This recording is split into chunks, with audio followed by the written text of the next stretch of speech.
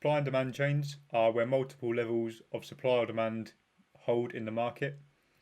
So the first example of this is where we see the extreme supply chain.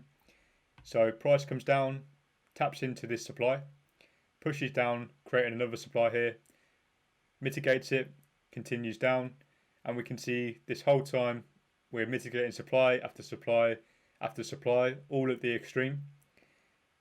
And the same here for demand, so we can see that we push up, tap into this demand, up again, and demand keeps getting respected.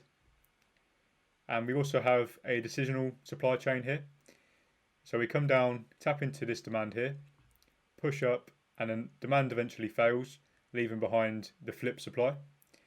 Then the flip supply gets respected, pushes down, and then this supply that broke structure gets respected. And we can start to see a supply chain off of the decisional here, off of the flip zone. So for demand, we tap into supply, pull back, supply fails, and then demand gets respected, forming a demand chain.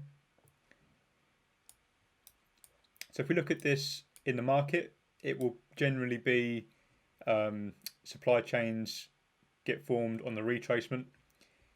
So here we can see the 4 hour is pushing up, bullish, okay, and the 15-minute is bearish, and we're retracing here on the 15-minute, but we can see a supply chain has formed until we get down to the 4 hour demand, which then holds, pushing up, breaking structure, and this 4 hour demand then holds, but we can see that we are forming a supply chain down to this demand.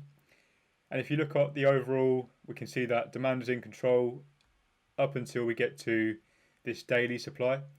And as we are bearish on the daily, we can see we retraced very correctively, forming liquidity below here.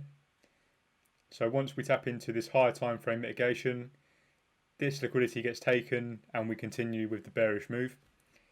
So you'll see this a lot across all time frames, and who's in control generally depends on the higher time frames as they hold more weight. So you may see supply in control for the short term, but for the long term, demand is in control, or vice versa. So in this case, demand's in control on the 4 hour up until we get to the daily supply. In the next video, we're going to be covering this in the live markets and looking at some examples of supply and demand chains.